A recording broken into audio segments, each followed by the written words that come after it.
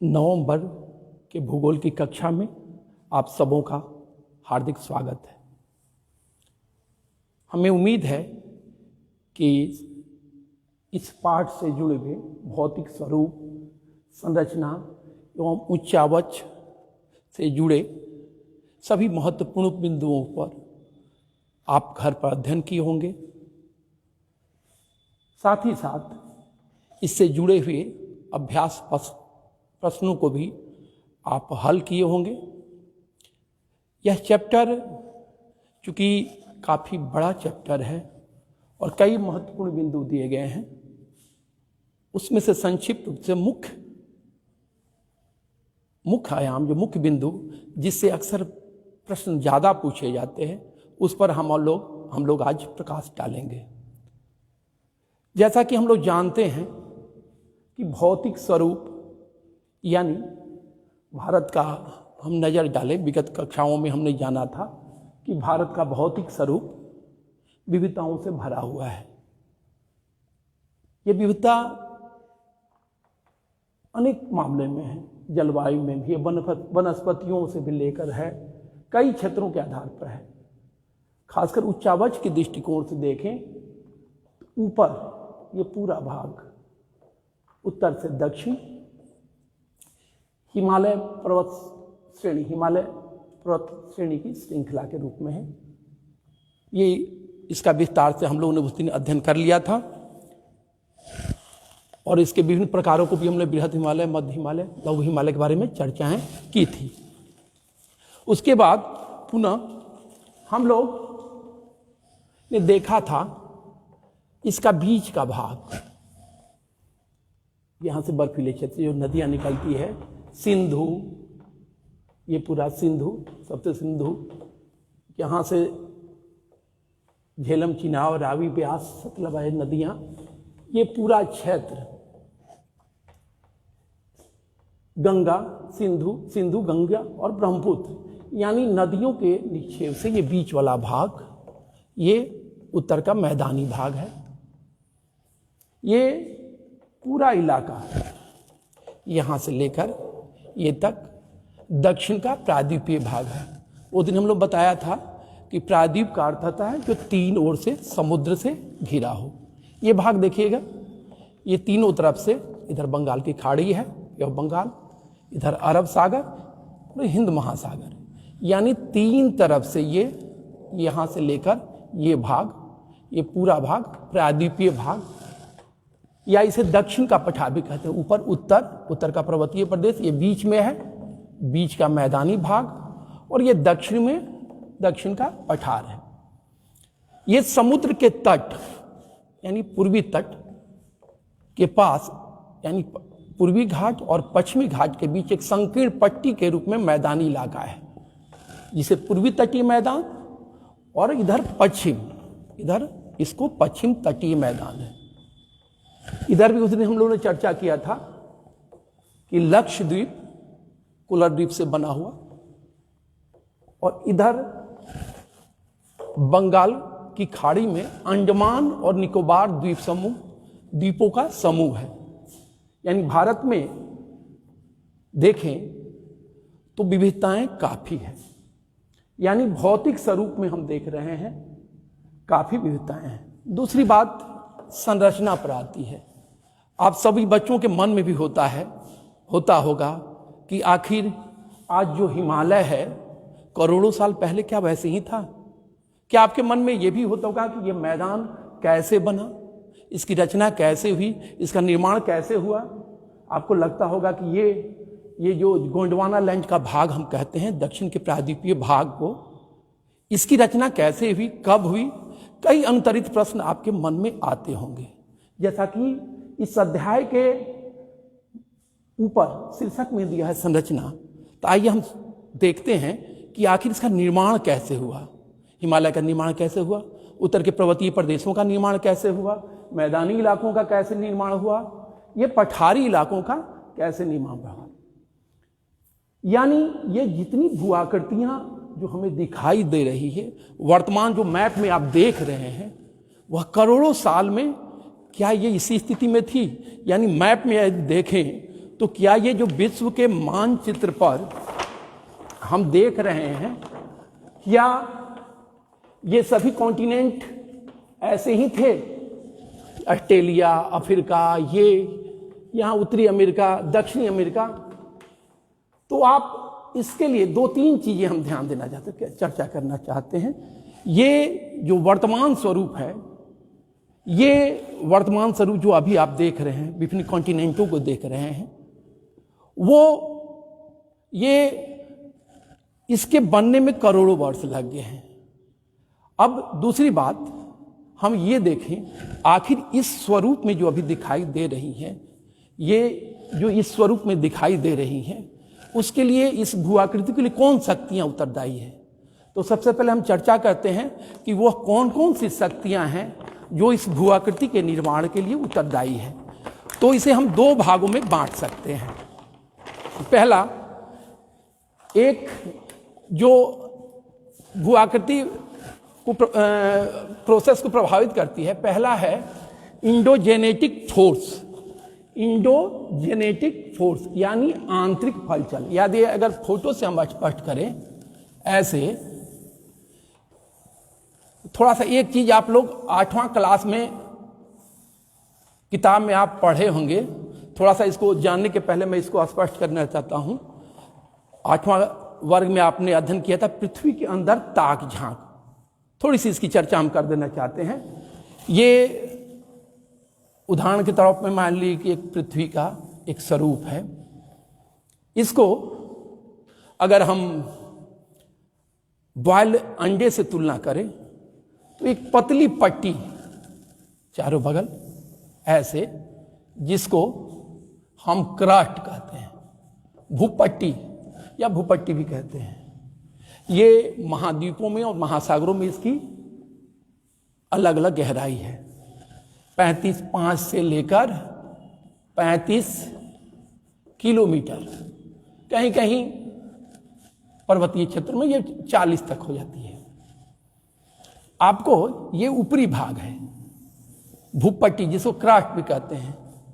एक बहुत बड़े भूगोलवेत्ता थे स्वेस, उन्होंने इसका नाम सियाल रखा क्योंकि इसमें सिलिकॉन और एल्युमिनियम की प्रधानता होती है। ये ऊपरी परत है, इसका घनत्व 2.7 के आसपास है। उसके बाद की जो परत है वो है मेंटल।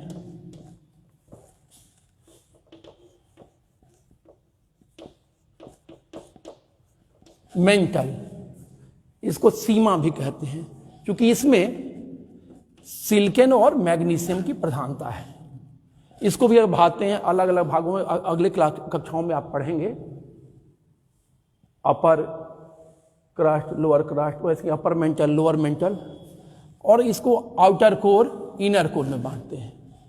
ये हम देखते हैं पृथ्वी की, अगर हम इस ग्लोब को देखें तो आप देखेंगे कि जैसे जैसे हम भूपट्टी से नीचे की तरफ जाते हैं तापमान काफी बढ़ता है, यानी increasing the density in increase of depth, घनत्व भी बढ़ता है, and also increasing the temperature with increase of depth.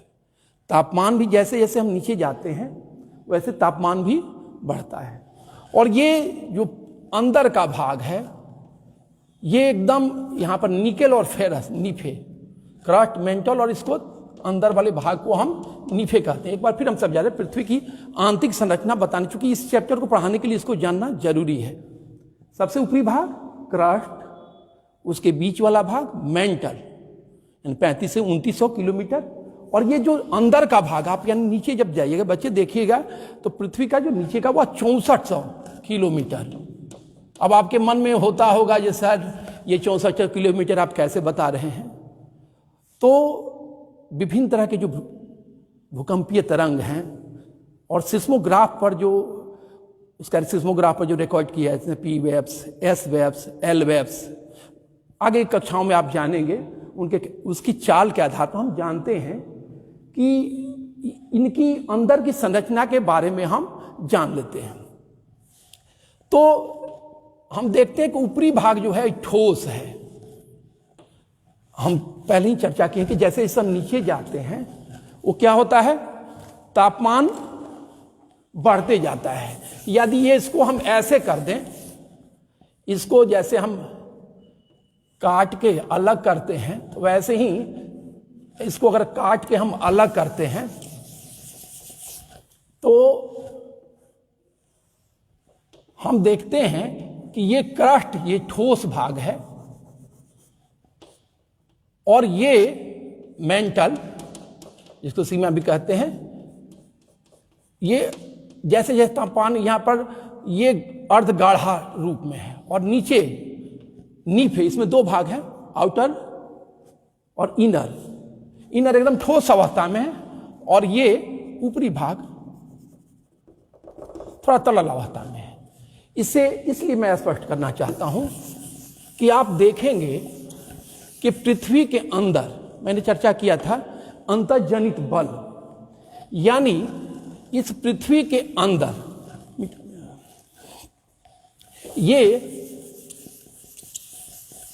दो तरह के बल प्रोसेस, जो वर्तमान भूआकृतियां ये दिखाई दे रही है, इसमें दो फैक्टर, एक अंतःजनित, जिसको इसके अंदर भी फोर्स काम करते हैं, बहुत से कारक हैं, उनकी चर्चा हम फिर आगे करेंगे, अंतःजनित बल, और दूसरा ऊपर से भी कई फैक्टर्स काम करते हैं इसको, यानी जो वर्तमान भूआकृतियां की स्थिति है, ये स्थिति है, इसके लिए दो शक्तियां प्रभावित है। इसको आप नोट कर लेंगे, एक अंतःजनित यानी पृथ्वी के अंदर, और एक बाह्य जनित पृथ्वी के बाहर, सरफेस ऑफ द अर्थ। दो शक्तियां। अब फिर इसमें क्वेश्चन पूछता है कि अंतःजनित शक्तियां कौन कौन है, तो आप देखते होंगे कि भूकंप, पृथ्वी के अंदर से ज्वालामुखी विस्फोट होता है, भूकंप होता है, ये प्लेटें आपस में टकराती हैं और कई तरह के हलचलें होती है। यानी जैसे ये प्लेट आप इधर से है और ये प्लेट इधर से, यहां पर टकराने के बाद ये टूट गई, अब ये शेप बन गया ऐसे, यानी कहीं ना कहीं अंदर से भी और बाहर से भी दो शक्तियां काम करती हैं, अंतःजनित बल और बाह्य जनित बल। तो अंतःजनित बल के अंदर पटर विरूपण कहते हैं, जिससे पर्वत का निर्माण होता है, आगे हम कक्षाओं में पढ़ेंगे। दूसरा ज्वालामुखी क्रियाएं होती है और भूकंप क्रियाएं होती है। बाह्य जनित प्रक्रियाओं में आप जो बाहर से जो फैक्टर्स काम करते हैं, उसको हम तीन भागों में बांटते हैं।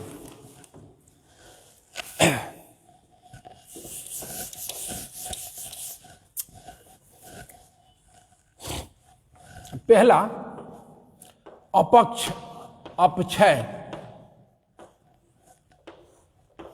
इसको अंग्रेजी में वेदरिंग कहते हैं।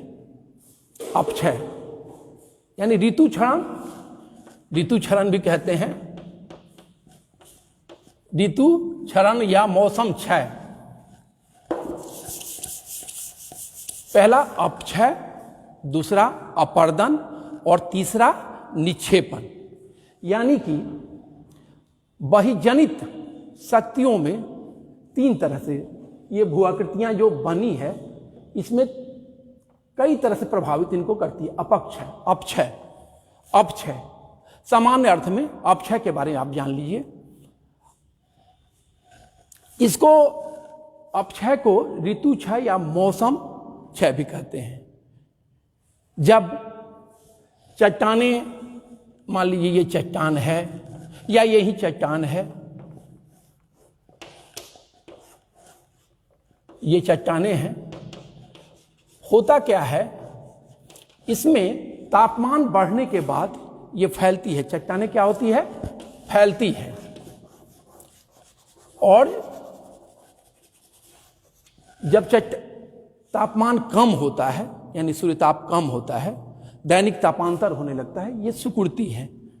कभी कभी मौसम में ये फ्रीजिंग पॉइंट पर जब जाता है तो ये चट्टानें सिकुड़ती है, यानी इसमें कहीं ना कहीं भौतिक कारणों से या मैकेनिकल कारण या प्राकृतिक कारण के रूप में इनका क्षय होता है। तो सामान्य अर्थ में कभी कभी प्रश्न पूछता है कि अपक्षय कहते किसको हैं? तो अपक्षय एकदम सामान्य शब्दों में चट्टानों का टूटना, विखंडन होना है, या यूं कहे कि जैसे ये चट्टान है तो छोटे छोटे कण के रूप में इसमें विखंडन होता है या अपघटन होता है, तो उसको कहते हैं अपक्षय। लेकिन एक चीज ध्यान रखिएगा, अपक्षय और अपर्दन, अपक्षय की जो क्रिया होती है वो स्थैतिक होती है। स्थैतिक यानी यहां पर चट्टाने हैं, स्थिर है ये चट्टाने, इस पर तापांतर होता है या जो भी फैक्टर या प्राकृतिक कारणों से हुआ उसको कहते हैं, क्या कहते हैं, कहीं ना कहीं से इसमें भौतिक कारणों से ये टूटता है। यानी तीन तरह से अगर आप अपक्षय को हम अगर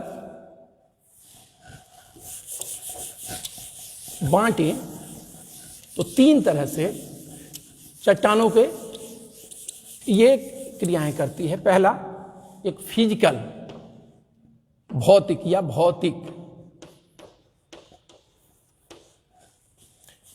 फिजिकल या मैकेनिकल कहें। इसमें क्या होता है, इसमें मुख्य रूप से ये चट्टानों का टूटना या ये जो चट्टानें टूटती हैं इसमें सूर्यताप, वर्षा, दैनिक तापांतर वगैरह से चट्टानें अपने ही स्थानों पर, जैसे ये यहीं और इसमें वर्षा हुआ और इसके यहां पर घुस गई चट्टानों के अंदर, और कहीं ना कहीं से सूर्यताप, वर्षा, दैनिक तापांतर से इनका क्षय होता है। दूसरा केमिकल अपक्षय। इसमें क्या होता है, मुख्य रूप से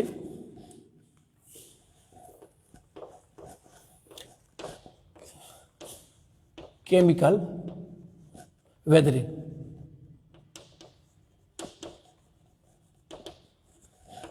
रासायनिक अपक्षय में जैसे आप उदाहरण से देख सकते हैं कि लोहे में जंग लग जाता है, नमक को आर्द्र स्थानों पर हम रख देते हैं तो क्या होता है, कहीं ना कहीं गल जाता है।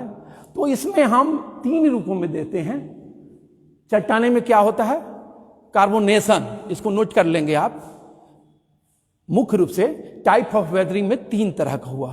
पहला हुआ फिजिकल, दूसरा हुआ केमिकल और तीसरा हुआ बायोलॉजिकल। यानी कहीं ना कहीं तीन कारणों से चट्टानों का क्षय होता है अपने ही स्थानों पर। फिजिकल में क्या होता है, सूर्यताप, वर्षा या तापमान बढ़ता है, दैनिक तापांतर होता है, उससे चट्टानें क्या होती, टूट जाती है।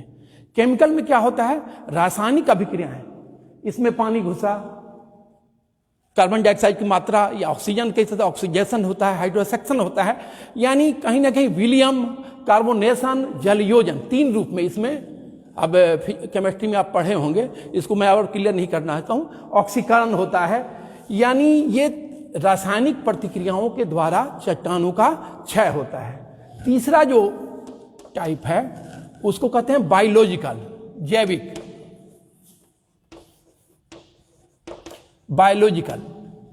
बायोलॉजिकल में क्या होता है, जैविक कारण में, जैसे हम भवन निर्माण करते हैं या सड़कों के लिए पत्थरों को तोड़ते हैं, या कहीं ना कहीं किसी न किसी रूप में कई जीव जंतु, चूहे या और भी जीव जंतु हैं जो मिट्टी के अंदर अपना घर बनाते हैं। वनस्पतियां भी चट्टानों पर जम जाती हैं, तो क्या होता है, चट्टानों का कहीं ना कहीं उसमें विघटन होता है। अब हम इसको संक्षिप्त में समझाते हैं। अपक्षय की प्रक्रिया, कभी के क्वेश्चन पूछता है अपक्षय और अपर्दन में क्या अंतर है। अपर्दन में भी चट्टानें टूटती है, लेकिन उसमें क्या होती है, उसमें ये जो चट्टानें टूटी, यानी जो चट्टानें टूटती हैं,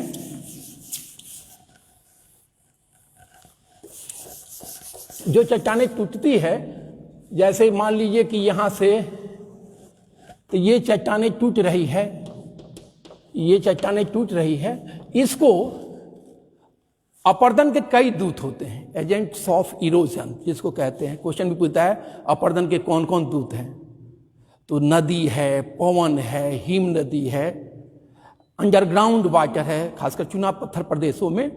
ये कहीं ना कहीं चट्टानों को, काष्ठ प्रदेशों में देखते हैं उसको अंदर अंदर से इसको चट्टानों को काटते हैं। लेकिन इसमें अपर्दन में होता क्या है, ये एजेंटों के द्वारा एक स्थान से बहाकर दूसरे स्थानों पर ले जाके, यानी यहां से लेकर यहां तक, यानी काटना और साथ साथ परिवहन करके और इनको एक स्थान से दूसरे स्थान पर यहां ले जाना, ये अपर्दन कहलाता है। यानी पूरी क्रिया है। इसमें 3 तरह से होता है। चट्टानें अपघर्षण से, सन्निघर्षण से, आपस में एक चट्टान है दूसरी चट्टान से टकराते हुए, कभी कभी इसमें घुल भी जाती हैं। यानी अपर्दन के द्वारा, अपर्दन में अपघर्षण भी होता है, सन्निघर्षण भी होता है। चलिए, अपर्दन के बाद तीसरा जो है वह है डिपोजिशन, निक्षेपण। अब यहां से मान लीजिए जो चट्टानें टूट रही है, विभिन्न एजेंट्स अपर्दन के जो दूत हैं, नदी है या पवन है या हिम नदी है, एक स्थान से दूसरे स्थान पर ली जाती है। धीरे धीरे ढाल क्या होता है, मंद हो गया, यानी वहन क्षमता उसकी क्या होता है, कम हो जाती है। वहन क्षमता जब कम होती है तो क्या करती है, यत तत वह छोड़ते जाती है। इसी को कहते हैं निक्षेपण। हम लोग इसमें देखेंगे कि नदी के द्वारा भी कई तरह की भू आकृतियां बनती है, नदी के अपर्दन के द्वारा भी और निक्षेपण के द्वारा भी। यानी जो स्थलाकृतियां हम देख रहे हैं, हमने चर्चा किया है कि करोड़ों साल पहले जो स्थलाकृतियां हैं उसमें परिवर्तन हो रहा है। यानी वो परिवर्तन दोनों तरीके से होता है, अंतःजनित भी होता है और बाह्यजनित भी होता है, इंडोजेनेटिक और एक्सोजेनेटिक, दोनों रूप में चट्टानें कहीं कहीं और कई तरह की मुर्दार पर्वत, ये वलन हो गया, यानी अंतःजनित क्रियाएं लगी और ये मूल भ्रंश, कभी कभी ये टूट जाती हैं, ऐसे बन गई। ये तरह की भू आकृतियां आप देखते रहते हैं। तो दूसरा शब्द उच्चावच हम कहे हैं, यानी वही शब्द उच्चावच, यानी विभिन्न तरह की स्थलाकृतियां जो है, प्रथम स्टेज में महादेश, ये उच्चावच को अगर हम कहेंगे, प्रोफाइल से अगर हम तय करें तो इसमें हम देखेंगे कि ये जो इसको ऐसे, ये पर्वतीय इलाके, पर्वतीय क्षेत्र, पठारी, मैदानी, यानी ऊंचाई के आधार पर अलग अलग। फिर उसको अगर जाएंगे हम महासागरों में तो मग्न तट, मग्न ढाल, यानी ऐसे करें समुद्र के तट में ऐसे स्लोप। तो ये उच्चावच को भी समझ लें, ऊंचाई, सापेक्ष ऊंचाई एक दूसरे की। तो हम जो देख रहे हैं कि वर्तमान जो भू आकृतियां हैं उसमें काफी परिवर्तन हुआ है। उसके कई फैक्टर हैं, फिर एक बार हम इसको रिकॉल कर लेते हैं और अपनी स्पष्ट समझ बनाते हैं। सबसे पहले हमने कहा क्या, जो ये भू आकृतियां बनी हैं इसमें जो वर्तमान भौतिक स्वरूप आप देख रहे हैं, ये जो स्वरूप आपको दिखाई दे रहा है, ये स्वरूप एक दिन की रचना नहीं, इसमें करोड़ों साल लगे हैं और इसमें कई तरह के फैक्टर्स काम करते हैं। प्रोसेस भू आकृतियों में एक इंडोजेनेटिक, यानी पृथ्वी के अंदर से भी, और बाह्यजनित, बाहर से। बाह्यजनित में अपक्षय, अपर्दन, निक्षेपण, इनके द्वारा विभिन्न तरह की स्थलाकृतियों का निर्माण होता है। अगला जो टॉपिक है उसमें आप देखिए कि नदी के द्वारा, नदी जब अब ऊपर से पर्वतीय क्षेत्रों से चलती है तो काफी वेग रहता है और कई तरह की भू आकृतियां जो आप देखते हैं,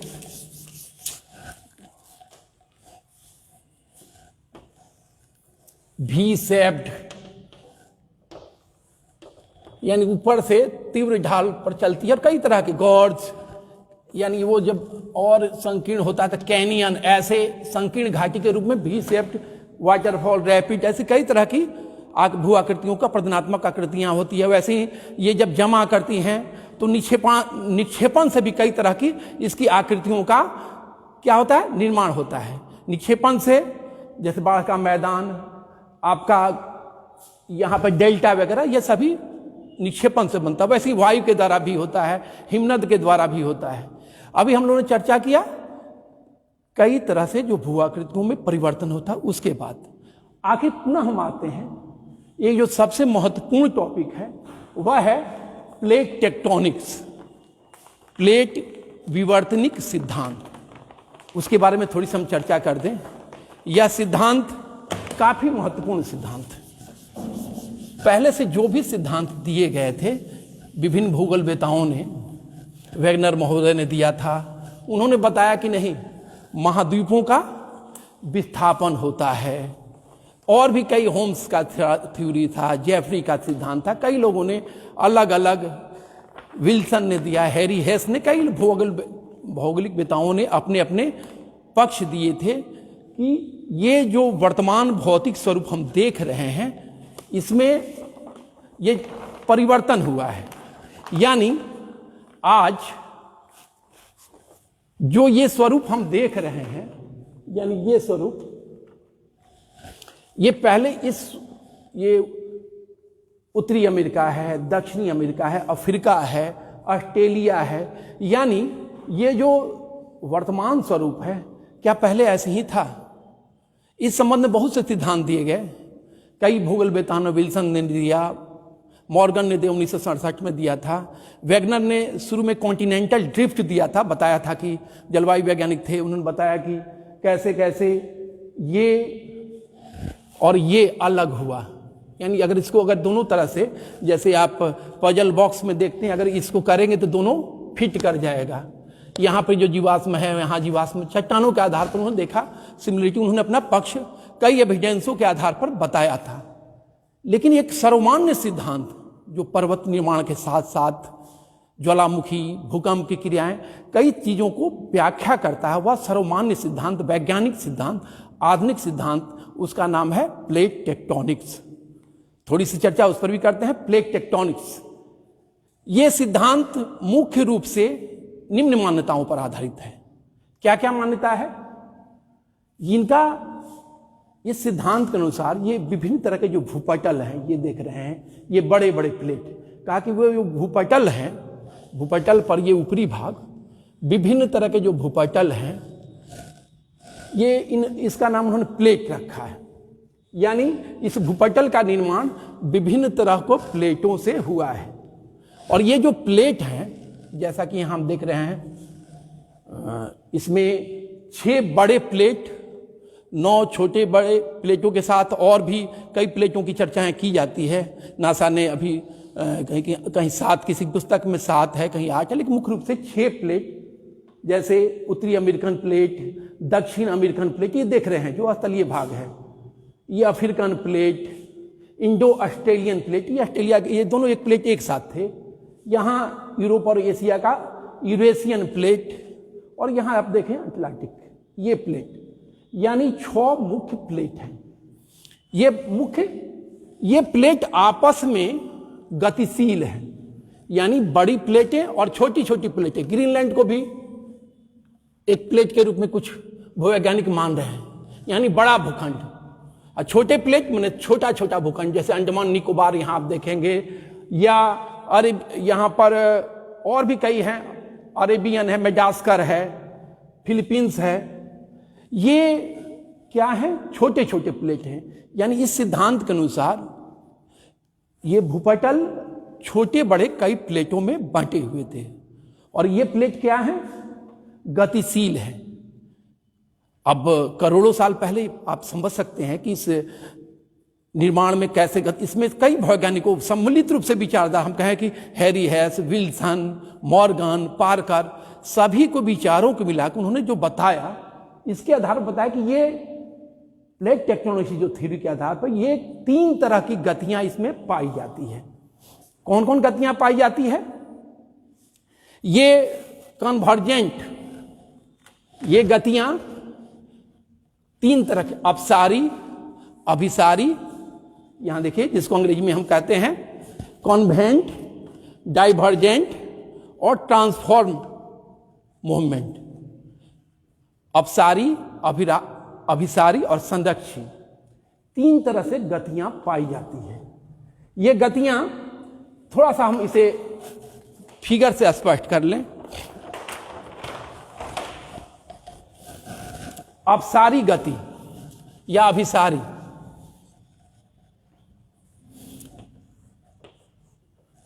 एक प्लेट मान लीजिए ऐसे, और दूसरी प्लेट ऐसे। यानी कि अभिसारी में क्या होता है, इधर से एक प्लेट और इधर से एक प्लेट। अब होता क्या है, जो भारी प्लेट हैं वो क्या हो गए, दोनों सामने से आ रहे हैं। जो भारी प्लेट हैं वो नीचे चले जाते हैं क्योंकि भार में अंतर होता है, और हल्की प्लेटें क्या होती है, ऊपर उठ जाती है, और इससे निर्माण क्या होता है, पर्वतों का निर्माण होता है। यानी हम देखते हैं कि पर्वतों के निर्माण में मुख्य रूप से ये क्या कौन मूवमेंट से होता है, यानी कन्वर्जेंट, यानी आमने सामने। इसमें क्या हुआ, इधर की एक प्लेट और इधर से एक प्लेट दोनों टकराई, और जो भारी प्लेट होती नीचे चली जाती है और हल्की प्लेटें ऊपर आ जाती है। जैसे हिमालय का निर्माण हुआ, इस और भी रॉकी है, एंडीज है, ऐसे कई पर्वत। दूसरी जो मूवमेंट है उसको कहते हैं अपसारी। इसमें क्या होता है, एक प्लेट इधर एक दूसरे से विपरीत दिशा में ऐसे। यहां आप देखिएगा, ये प्लेट इधर खिसका और ये प्लेट, अभी हमने कहा अंतर्जनित क्रियाएं होती है।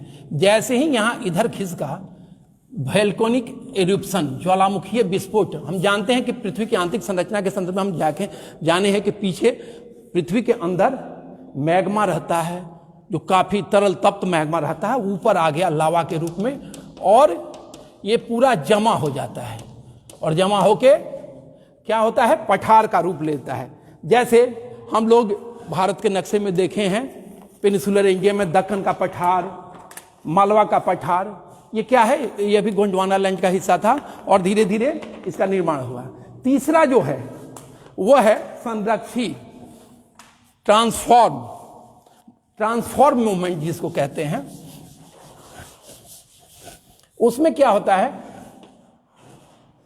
एक प्लेट ऐसे और इससे सटी हुई दूसरी प्लेट ऐसे, मूवमेंट की। इसमें क्या हुआ, घर्षण हुआ, रगड़ हुआ। तो भूकंप की जो क्रियाएं होती है, कहीं ना कहीं ये आपस में रगड़, जैसे जापान वगैरह में अक्सर ये घटनाएं हो रही है, होती रहती, भूकंप की क्रियाएं होती रहती है। तो इस तरह से हम देखते हैं कि विभिन्न तरह के मूवमेंटों से ये क्या होता है, पर्वत का निर्माण, और इसके आधार पर इस प्लेट टेक्टोनिक्स में इसकी व्याख्या की गई है। एक चीज हम बता दें, दूसरा पॉइंट हमारा एक बचा हुआ था, वह था प्राचीन भूखंड। कहीं ना कहीं जैसे हम लोग पूछते हैं कि हिमालय का निर्माण कैसे हुआ, तो जैसे ये हिमालय, आप इसमें देखिएगा, ये समस्त भूखंड करोड़ों साल पहले दो भागों में बटा हुआ था। भूखंड, एक स्थलीय भाग था जिसका नाम था पैंजिया, और इसके चारों बगल ऐसा बोला गया है, इसका नाम है पेंथलासा, जलीय भाग। स्थल भाग के चारों बगल का जो भाग था, ये फिगर में आपका दिया हुआ है, ये क्या है, पेंजिया, और ये भाग है पेंथलासा। पेंजिया टूटा और दो भागों में बटा, उत्तर में लॉरेशिया और दक्षिण में बना ये लारेशिया, और दक्षिण में क्या बना, गोंडवाना लैंड। बीच में एक सागर था जिसका नाम था तेथिस सी। इसको ध्यान रखेंगे, क्या था, सबसे समस्त सुपर कॉन्टिनेंट के रूप में क्या था, पेंजिया। पेंजिया का विभाजन हुआ और दो खंडों में बटा, एक लॉरेशिया उत्तरी भाग और दक्षिणी भाग क्या था, गोंडवाना लैंड।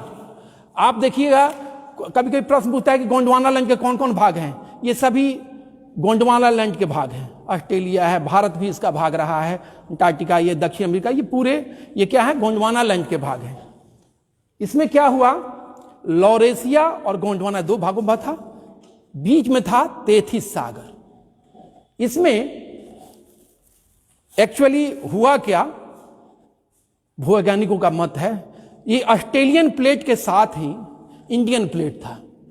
कई शक्तियां, कन्वेंशन, करंट, कुछ लोग टाइडल फोर्स को, ग्रेविटी, कई तरह के फोर्सेस के द्वारा, लेकिन कन्वेंशन चूंकि अंदर पृथ्वी काफी गर्म है, ये इंडो ऑस्ट्रेलियन प्लेट कहां गई, यूरेशियन प्लेट से, यानी इस प्लेट से क्या हो गई, टकरा गई। टकराने के बाद दोनों के बीच जो तेथिस था, इसमें मलबों में क्या हुआ, वलन होने लगा, और वलन प्रारंभ हुआ जिससे हिमालय जैसे मुर्दार पर्वतों का निर्माण हुआ। और यानी जो तेथिस सी था, भूसन्नति के रूप में कोपरनिकस सिद्धांत दिए गए, तो इससे क्या हुआ, हिमालय का निर्माण हुआ।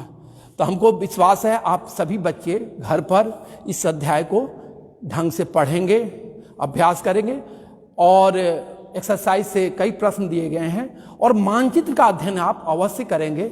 आपका ये पाठ अध्याय मानचित्र के माध्यम से सरल और सहज हो जाएगा। तब तक के लिए धन्यवाद।